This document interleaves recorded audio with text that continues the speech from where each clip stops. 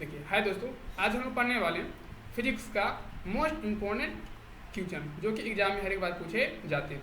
चलिए वीडियो को स्टार्ट करते हैं।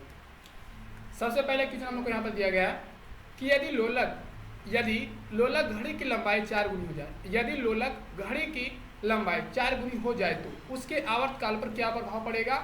आवर्तकाल दुगना हो जाएगा। ये क्या हो जाएगा? आवर्तकाल दुगना हो जाएगा। रॉकेट किस सिद्धांत पर कार्य करता है? रॉकेट किस सिद्धांत पर कार्य करता है? हो जाएगा समवेग संरक्षण के सिद्धांत पर। जहाँ पूछे जाते हैं कि रॉकेट किस सिद्धांत पर कार्य करता है, तो समवेग संरक्षण के सिद्धांत पर एक कार्य करते हैं। ठीक है, आगे हम लोग को यहाँ पे कि एक अंतरिक्ष यात्री पृथ्वी के तल में चंद्रमा पर अधिक ऊंची छलांग लगा सकता है। क्वेश्चन में है कि एक अंतरिक्ष यात्री पृथ्वी के तल की तुलना में, ठीक है, चंद्रमा पर अधिक ऊंची छलांग लगा सकते हैं, क्योंकि चंद्रमा पर गुरुत्वाकर्षण बल पृथ्वी की तुलना में क्या होता है? कम होता है। 1/6। तो इसको यहाँ से लेके किसी ना किसी तरह से एग्जाम में घुमा के पूछे जाते हैं कभी कभी। ठीक है, तो इस टॉपिक को पूरा अच्छे से आपको याद रखिए। टॉपिक हम लोग क्या था कि एक अंतरिक्ष यात्री पृथ्वी की तुलना में चंद्रमा पर अधिक ऊंची छलांग लगा सकते हैं, क्योंकि चंद्रमा पर गुरुत्वाकर्षण बल पृथ्वी की तुलना में क्या होता है? कम होता है। ठीक है, 1/6 कम होता है। आगे फिर यहाँ पे हम लोग का है कि शुष्क बैटरी में सेल कौन सी ऊर्जा पाई जाती है? शुष्क बैटरी सेल में कौन सी ऊर्जा ये पाई जाती है? तो वो कौन सी हो जाती है? रासायनिक ऊर्जा। कौन सी ऊर्जा पाई जाती है? रासायनिक ऊर्जा पाई जाती है। बोलोमीटर का प्रयोग किसे मापने में किया जाता है? बोलोमीटर जो है ये किसे मापने में किया जाता है? तो उसमें विकिरण तापमान को, बोलोमीटर का प्रयोग किसे मापने के लिए किया जाता है? उसमें विकिरण और तापमान को मापने के लिए किया जाता है। ठीक है, आगे फिर हम लोग को यहाँ पे कि 20 हर्ट्ज से भी कम और 20 हर्ट्ज से अधिक, 20 हर्ट्ज से कम और 20 हर्ट्ज से अधिक आवृत्ति की ध्वनि को मनुष्य द्वारा सुनाई नहीं दे सकता।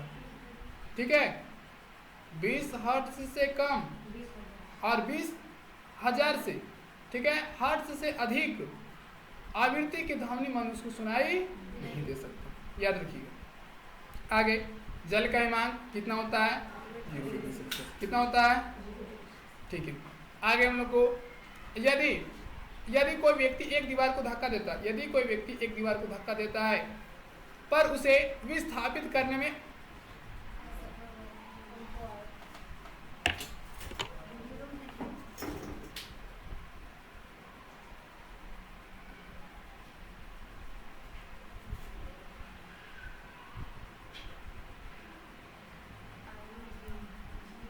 हम लोग का क्वेश्चन यहाँ पर दिया गया है, यदि कोई व्यक्ति एक दीवार को धक्का देता है पर उसे विस्थापित करने में असफल रहता है तो वह कितना कार्य करता है? वो कितना कार्य करेगा?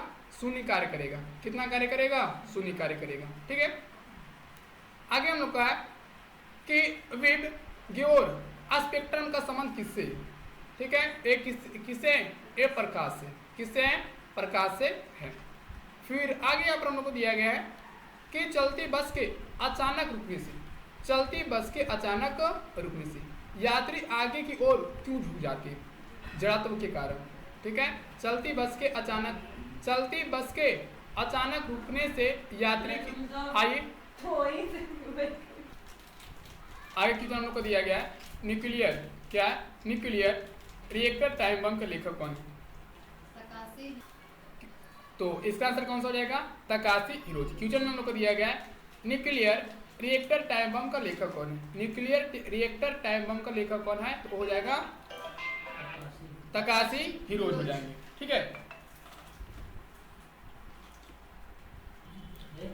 हाइड्रोकार्बन वजन 2025 किससे संबंधित है? क्वेश्चन में हम लोग को क्या दिया गया है? हाइड्रोकार्बन विजन 2025 एक किससे संबंधित है? तो किससे? तो पेट्रोलियम उत्पादों के संरक्षण से। किससे? पेट्रोलियम उत्पादों के संरक्षण से। ठीक है, आगे देखिएगा।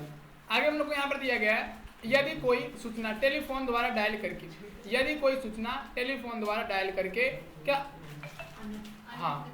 अन्यत्र टेलीविजन स्क्रीन पर क्या देखी या पढ़ी जा सकी तो उस विधि को क्या टेलीफैक्स कहा जाता है? उस विधि को क्या कहा जाता है? टेलीफैक्स। टेलीफैक्स किसे कहा जाता है? फिर से एक बार देखिएगा।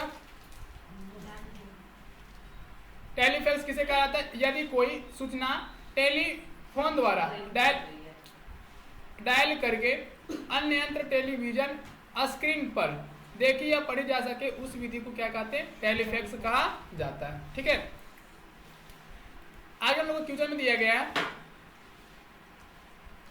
फ़ारेनहाइट पैमाने में शुद्ध जल का क्वथनांक कितना होता है? फ़ारेनहाइट पैमाने में शुद्ध जल का क्वथनांक कितना होता है? 212 हाँ, 212 डिग्री सेल्सियस। ठीक है, इसको अच्छे से याद रखिए, क्वेश्चन पूछे जाते हैं फ़ारेनहाइट पैमाने में शुद्ध जल का क्वथनांक कितना होता है? 212 डिग्री सेल्सियस। आगे हम लोग को दिया गया कि थर्मोकपल थर्मामीटर किस सिद्धांत पर कार्य करता है? थर्मामीटर किस सिद्धांत पर कार्य करता है? सीबेक प्रभाव हो जाएगा इसका सही आंसर, सीबेक प्रभाव। आगे हम लोग को दिया गया प्लास्टिक का गलनांक कितना है? प्लास्टिक का गलनांक कितना है? तो निर्धारित नहीं है, क्योंकि प्लास्टिक का गलनांक इसके अलग अलग प्रकारों पर निर्भर करता है। क्वेश्चन में हम लोग कहा कि प्लास्टिक का गलनांक कितना है, तो यहाँ पे इसका निर्धारित नहीं, क्योंकि प्लास्टिक का गलनांक उनके अलग अलग प्रकारों के ऊपर निर्भर करता है। ठीक है, परमाणु रिएक्टर में परमाणु के मंदन नियंत्रण हेतु बाहरी जल। ठीक है, हम लोग यहाँ पे परमाणु रिएक्टर में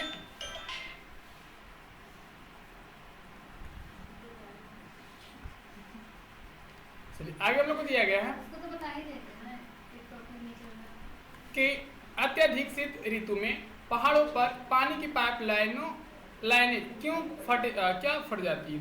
अत्यधिक शीत ऋतु में पहाड़ों पर पानी की पाइप लाइन क्यों फट जाती है?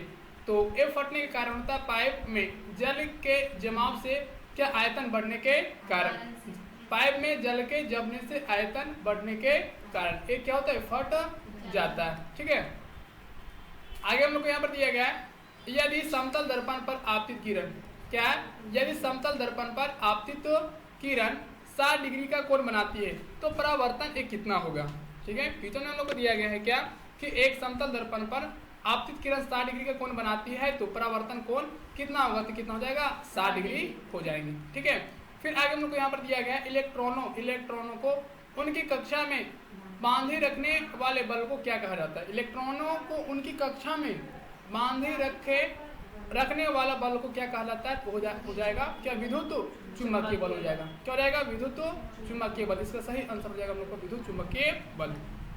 ठीक है, चलिए आगे हम देख लेते हैं। आगे दिया गया है कि कलाई घड़ी क्या? कलाई घड़ी प्रदर्शन युक्तियां, कलाई घड़ी प्रदर्शन युक्तियां तथा पॉकेट कैलकुलेटरों में दर्व क्रिस्टल का प्रयोग किया जाता है। क्वेश्चन में हम लोग का कि कलाई घड़ी प्रदर्शन युक्तियों तथा पॉकेट कैलकुलेटरों में दर्व क्रिस्टल का प्रयोग किया जाता है। कौन सा क्रिस्टल का? दर्व क्रिस्टल का प्रयोग किया जाता है। जितना भी आप लोग को बता रहे हैं ध्यान से सुनते चलिएगा। ठीक है, आप कोशिश कीजिएगा याद करते जाने के लिए। आगे दिया गया जो पदार्थ विद्युत धारा को प्रवाहित नहीं होने देते। क्वेश्चन में है जो पदार्थ विद्युत धारा को प्रवाहित होने नहीं देते वो क्या कहलाते हैं? वे क्या कहलाते हैं? विद्युत रोधी कहलाते हैं। क्या कहलाते हैं? विद्युत रोधी कहलाते हैं। पहले भी आप लोग को पढ़ा चुके हैं, जो पदार्थ विद्युत धारा को प्रवाहित होने नहीं देते उसको क्या कहते हैं? विद्युत रोधी कहते हैं। आगे हम लोग को दिया है निर्वात में किसी पदार्थ के सापेक्ष विद्युतशीलता सदैव कितनी होती है? 1 होती है। ठीक है, निर्वात में किसी पदार्थ के सापेक्ष विद्युतशीलता सदैव कितनी होती है? और 1 होती है। ठीक है, आगे हम लोग को यहाँ पर है कि किसी कांच की छड़ को रेशम से लगा जाता है। किसी कांच की छड़ को रेशम से लगा जाता है तो छड़ पर आवेश उत्पन्न होता है। कौन सा आवेश उत्पन्न होता है? धन। एग्जाम में क्वेश्चन पूछे जाते हैं। ठीक है, कि यदि किसी कांच की छड़ पर रेशम लगा जाता है तो छड़ पर कौन सा आवेश उत्पन्न होगा? तो कौन सा होगा? धन आवेश उत्पन्न होगा। आगे यहाँ पे कि एक सूर्य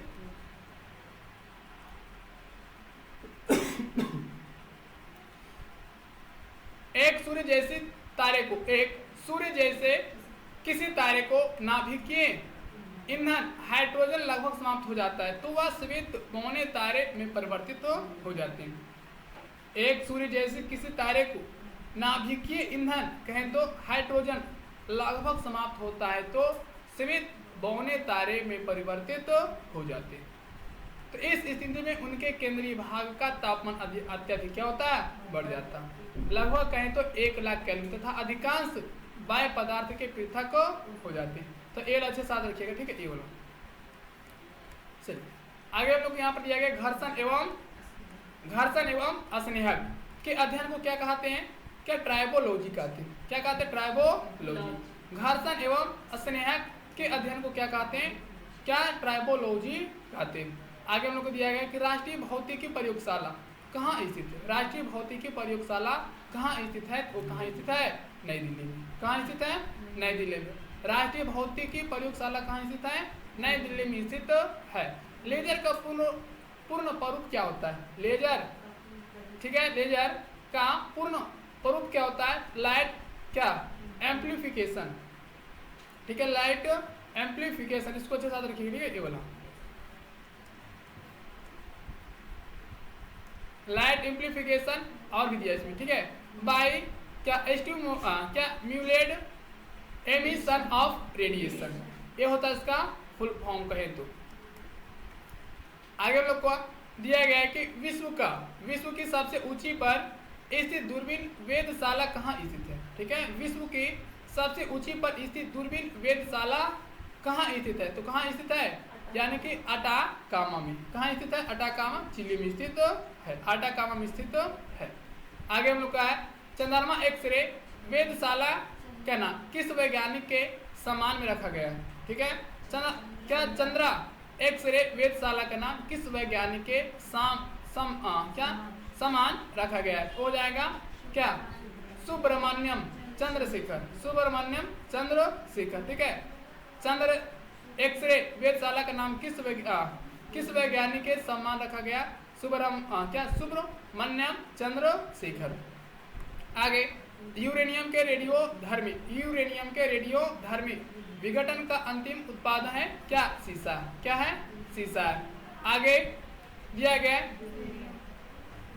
हाँ ड्यूटेरियम ऑक्साइड D2O वह ग्रेफाइट का उपयोग किया जाता है। ठीक है, आगे देखते इसमें।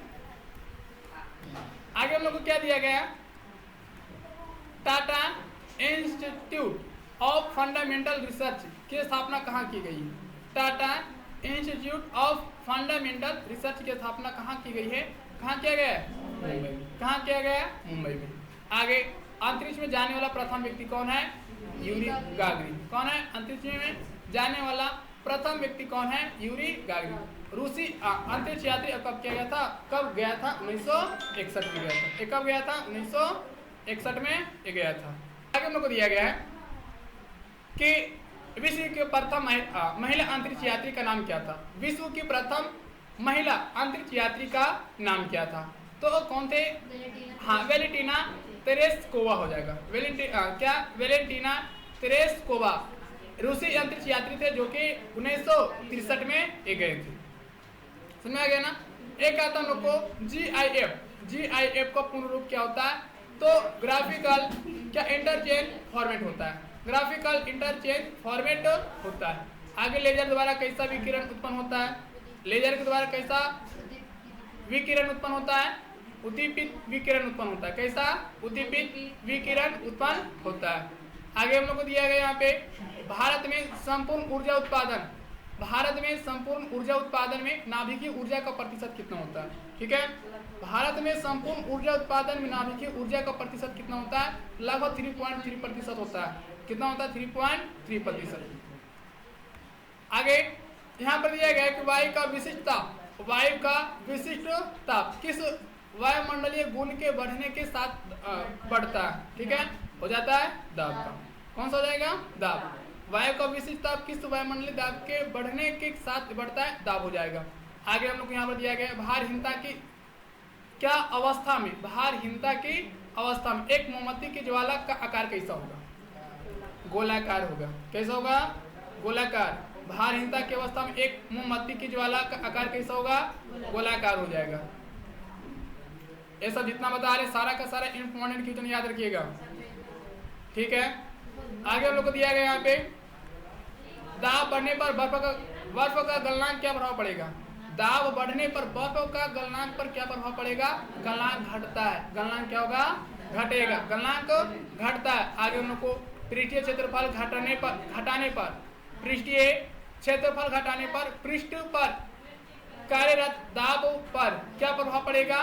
दाब बढ़ जाएगा। क्या होगा? दाब बढ़ जाएगा। आगे हम लोग को दिया गया 20 हर्ट्ज से अधिक आवृत्ति ध्वनि क्या कहलाती है? क्वेश्चन था, मनुष्य सुन सकता है कि नहीं बताइए पहले। 20,000 HZ तक। हाँ, नहीं सुन सकता है सर, उतना ही सुन सकता है, उससे कम या अधिक नहीं सुन सकता। 20 HZ से कम नहीं सुन सकता है और 20,000 HZ से ज्यादा नहीं सुन सकता। अधिक हम बोले थे ना उस टाइम ना, ठीक है, उतना से अधिक नहीं सुन सकता, ठीक है। तो 20,000 हर्ट्ज से अधिक आवृत्ति ध्वनि क्या कहलाती है? हो जाएगा पाराध्वनि, ठीक है, प्राध्वनि कहलाती है। आगे गैस में उत्पन्न ध्वनि तरंग किस प्रकार की होती है? गैस में उत्पन्न ध्वनि तरंग किस प्रकार की होती है? अनुदैर्घ्य तरंग होती है। किस प्रकार की होती है? अनुदैर्घ्य तरंग होती है। आगे हम लोग को दिया गया यहाँ पे डॉपलर। क्या? डॉपलर प्रभाव किससे संबंधित है? ध्वनि से। डॉपलर प्रभाव किससे संबंधित है? ध्वनि से। आगे हम लोग को प्रकाश तरंग की गति की तुलना में रेडियो तरंग की गति कितनी होती है? प्रकाश तरंग की गति की तुलना में रेडियो तरंग की गति कितनी होती है? दोनों की गति एक समान होती है। दोनों का गति क्या होता है? एक समान होती है, ठीक है। आगे किसी माध्यम में ताप बढ़ने पर प्रकाश का वेग क्या होता है? अपरिवर्तित रहती है। किसी माध्यम में ताप बढ़ने पर प्रकाश का वेग क्या होगा? अपरिवर्तित रहेगा। याद रखिए बढ़िया से, किसी माध्यम में ताप बढ़ने पर प्रकाश का वेग क्या होता है? अपरिवर्तित रहेगा। आगे सूर्य के प्रकाश में उपस्थित परावैंगनिक किरणों को कौन अवशोषित करता है? ठीक है, सूर्य के प्रकाश में उपस्थित परावैंगनिक किरणों को कौन अवशोषित करता है? तो कौन करेगा? ओजोन परत। कौन करता है? ओजोन परत।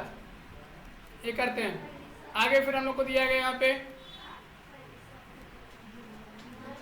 कि जब वायु की गति बढ़ जाती है तो दाब पर क्या प्रभाव पड़ता है? वायु की गति बढ़ जाती है तो क्या होगा? दाब पर क्या प्रभाव पड़ेगा? दाब घट जाता है। दाब क्या होता है? घट जाता है। दांत चिकित्सक के किस दर्पण का प्रयोग करता है? दांत चिकित्सक किस दर्पण का प्रयोग करता है? हो जाएगा अवतल का। किस दर्पण का प्रयोग करता है? अवतल दर्पण का।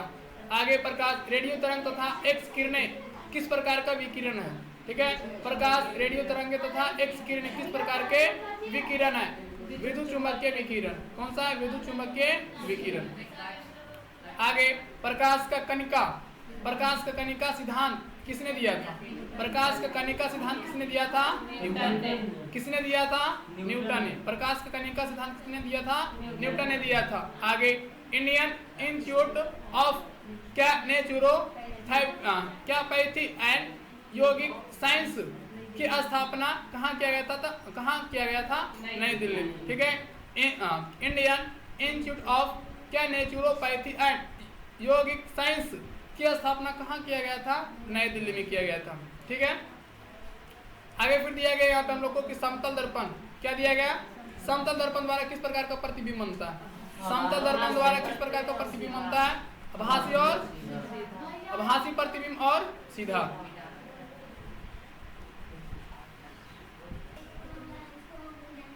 आगे हम लोग को यहाँ पर दिया गया प्रिज्म द्वारा किस रंग का विचलन सर्वाधिक होता है? प्रिज्म द्वारा किस रंग का विचलन सर्वाधिक होता है? किसका होगा? बैगनी का। प्रिज्म द्वारा किस रंग का विचलन सर्वाधिक होता है? तो बैगनी किरण का, ठीक है। आगे हम लोग को दिया गया एक सरल दूरदर्शी कम से कम कितने उत्तल लेंसों से बनाया जा सकता है? एक सरल सूक्ष्मदर्शी कम से कम कितने उत्तल लेंसों से बनाया जा सकता है? हो जाएगा 2। कितना हो जाएगा? 2।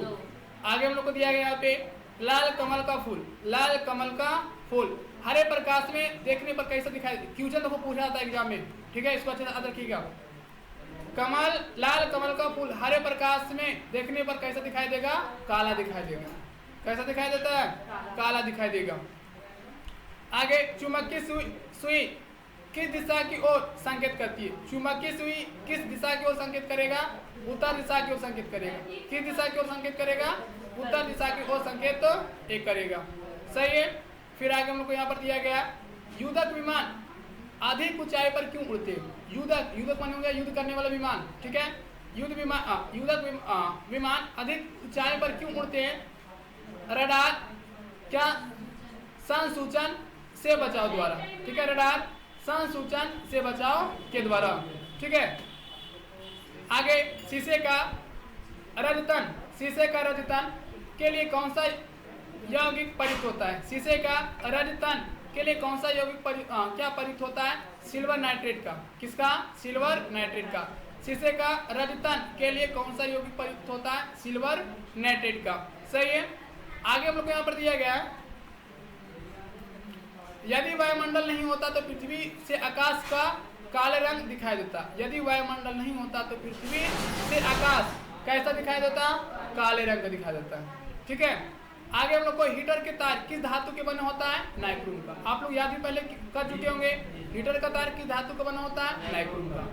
हवा में तैरते हुए श्वासनीय सूक्ष्मकण का आकार कितना होता है? हवा में तैरते हुए श्वासनीय सूक्ष्म कणों का आकार कितना होता है? 5 माइक्रोन से कम होता है। ठीक है। हवा में तैरते हुए श्वासनीय सूक्ष्म कणों का आकार कितना होता है? 5 माइक्रोन से एक कम होता है। सही है। फिर आगे हम लोग को दिया गया यहाँ पे, भारत में प्रथम भारी जल संयंत्र कहाँ स्थापित किया गया? भारत में प्रथम भारी जल संयंत्र कहाँ स्थापित किया गया था? कहाँ किया गया था? नंगाल, कहें तो पंजाब में। कहाँ किया गया था? पंजाब में किया गया था। ठीक है। क्वेश्चन था हम लोग का, भारत में प्रथम भारी जल संयंत्र कहाँ स्थापित किया? नंगाल में। सही है, पंजाब में। चलिए आगे हम लोग देख लेते हैं। आगे हम लोग को यहाँ पर दिया गया है, टेप रिकॉर्डर की टेप किस पदार्थ से लेपित होती है? टेप रिकॉर्डर की टेप किस पदार्थ से लेपित होती है? हो जाएगा फेरोमैग्नेटिक चूर्ण। फेरोमैग्नेटिक चूर्ण, कोबाल्ट, आयरन या क्रोमियम के ऑक्साइड के साथ साथ चुंबकीय पदार्थ के सूक्ष्म कण। सही है। इसमें देखो आप लोग को समझ में थोड़ा सा याद करने में दिक्कत हो सकता है। टेप रिकॉर्डर की टेप किस पदार्थ से लेपित होती है? हो जाएगा फेरोमैग्नेटिक चूर्ण, कोबाल्ट, आयरन या क्रोम के ऑक्साइड के साथ चुंबकीय पदार्थ के सूक्ष्म कणों से। यहाँ पर भारत में प्रथम भारी जल संयंत्र कहाँ स्थापित है? वो नंगाल, पंजाब में।